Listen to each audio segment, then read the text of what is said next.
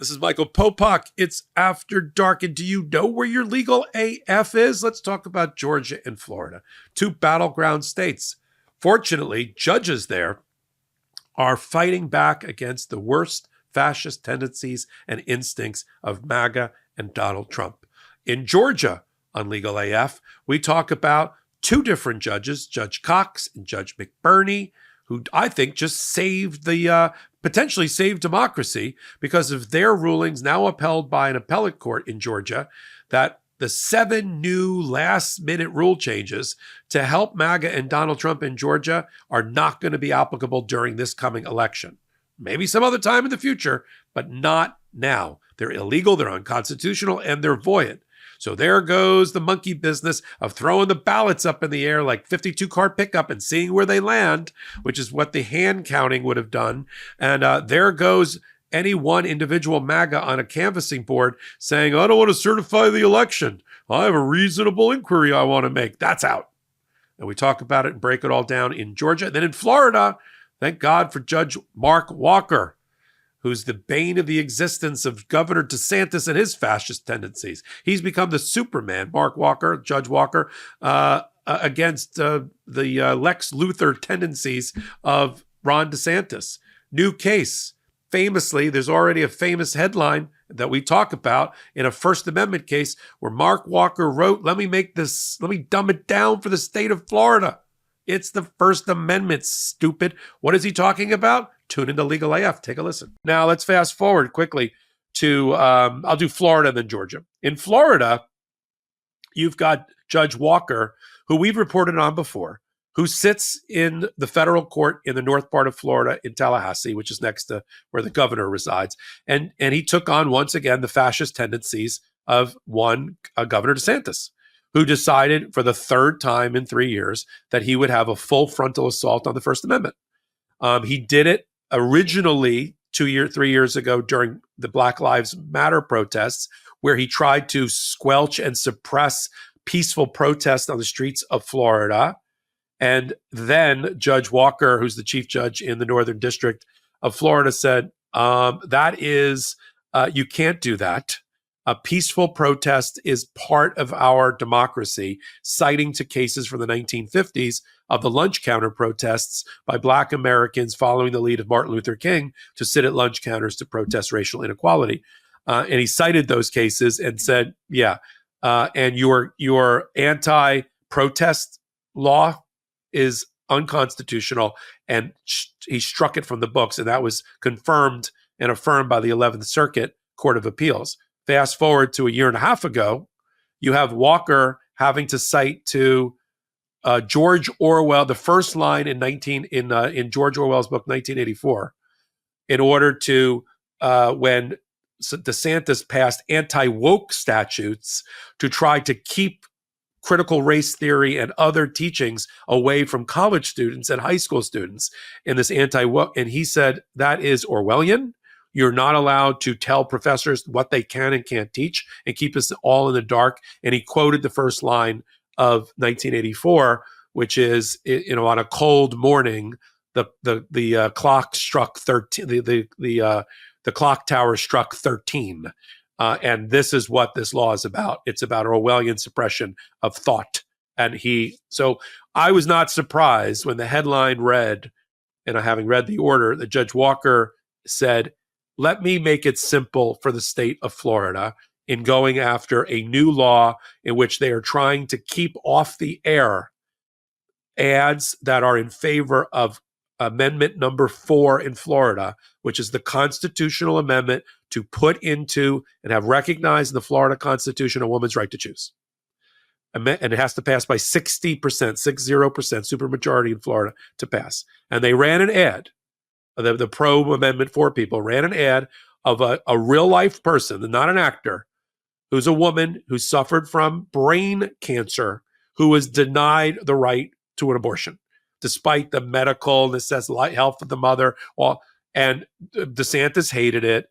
And because that's not true. That wouldn't happen. It did happen to this person. And she has a First Amendment right to tell other people about it. So he threatened the TV stations in Florida. He had his Surgeon General puppet, Adapo, who's a a vaccine denier, COVID denier guy. He had his office and his attorney general send cease and desist letters and threaten people with jail time and losing their licenses if they ran that ad, which required the FCC chairperson, the Federal Communications Commission, to say, we're in charge of licenses. That's First Amendment, core political speech. You do you. And forget what Florida is telling you. The attorney general, the general counsel for the Surgeon General who wrote the letter resigned because he says, I can't do this. I can't write cease and desist letters like this. My conscience is panged by it. He resigned off of it, and it went up in an emergency application to Judge Walker to stop the threats by the state against broadcast television airing First Amendment core political speech in support of an amendment. And he started it with, let me make this simple for the state of Florida. It's the First Amendment, stupid. He actually wrote that. Now, it stands on the shoulders of all these other cases that I just built to, where he has been the arch nemesis. He's been the Superman to DeSantis's Lex Luthor, like the entire time that he's been. Thank God Walker exists. And he gets affirmed every time at the 11th Circuit because he's right about the First Amendment. That ad needs to run. It's true. And as we've learned already, even Jack Smith has had to admit it, the First Amendment allows you to say even false things. I mean, Jack Smith goes out of his way to say Donald Trump telling the people that there was outcome determinative fraud in the election, even though false, he's allowed to say that. Just as she's allowed to tell her authentic truth about having brain cancer and not being able to get an abortion of her choice. And so that's come down. And then we have finally these, and I'm going to make it really simple here for us. It looked confusing at the time. There's a number of cases brought by Democrats and Republicans who support the Constitution in Georgia to counterbalance all the crazy lawsuits. And the efforts, frankly, since 2020 of MAGA to get inside of election offices, state boards of election, and county election. While we've been sleeping a little bit as Democrats, they've been trying to take over school boards, election boards, county election boards, state the attorney general's offices, secretary of state's offices to get ready for 2024. And then it's like the sleeper cell that's been activated.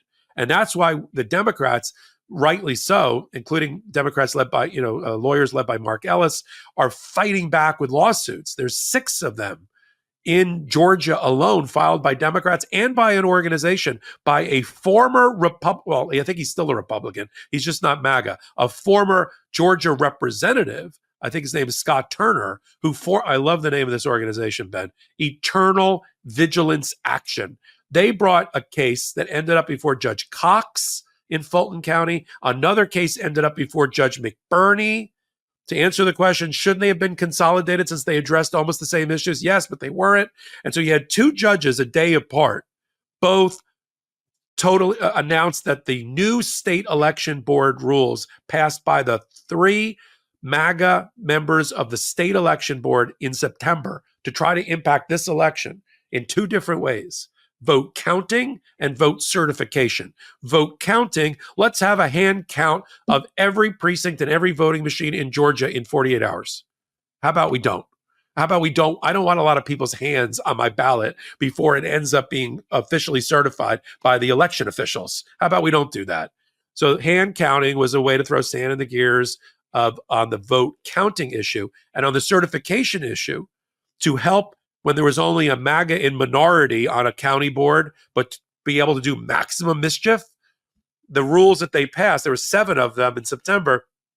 2 of them were reasonable inquiry and reasonable examination, allowing any one member of a county board, meaning one member on one MAGA in Fulton County, for instance, to be able to say, I want to see all the docs, bring in all the ballots. I want to go play with them for a week. And maybe I'll certify and maybe I won't.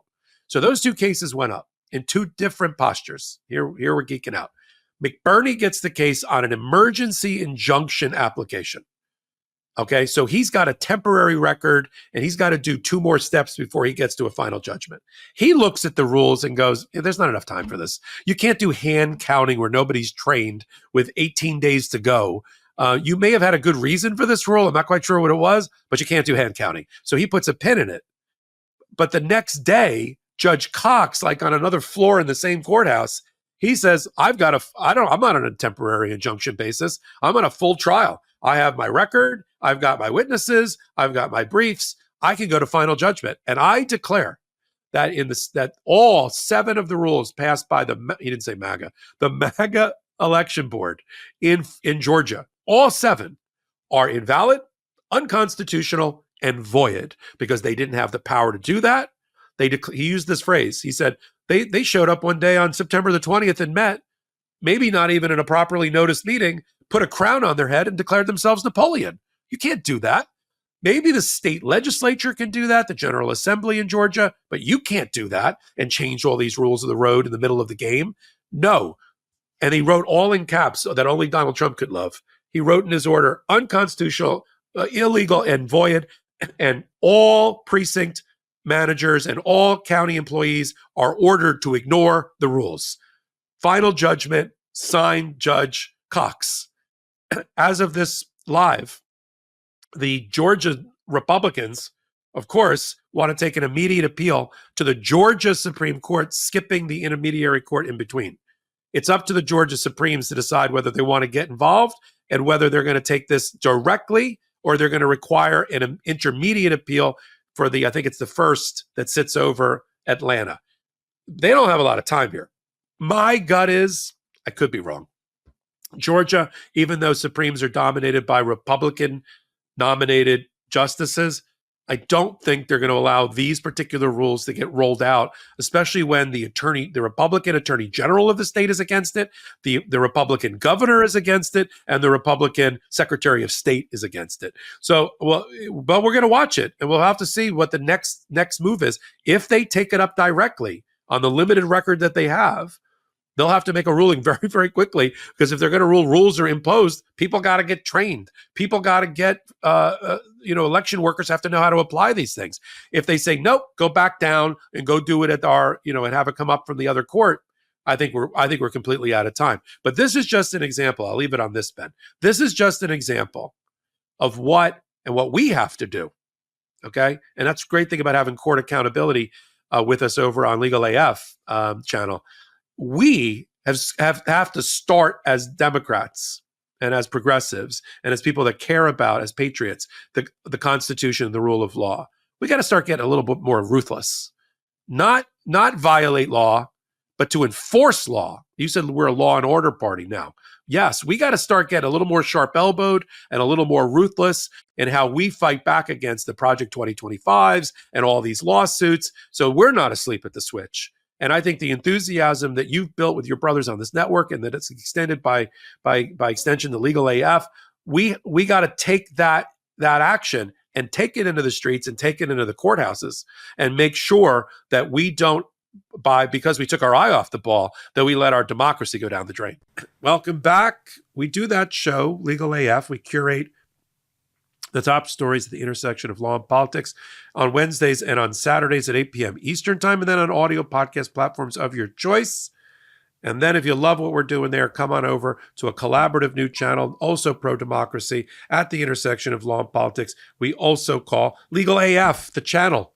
Find us over there. You'll see a whole bunch of new content you've never seen before at Legal AF and on our podcast, of course, and you can pick us up wherever you pick up audio podcasts from. So until my next hot take, until my next Legal AF, this is Michael Popok, and I'm reporting. In collaboration with the MeidasTouch Network, we just launched the Legal AF YouTube channel. Help us build this pro-democracy channel where I'll be curating the top stories at the intersection of law and politics. Go to YouTube now and free subscribe at Legal AF MTN. That's at Legal AF MTN.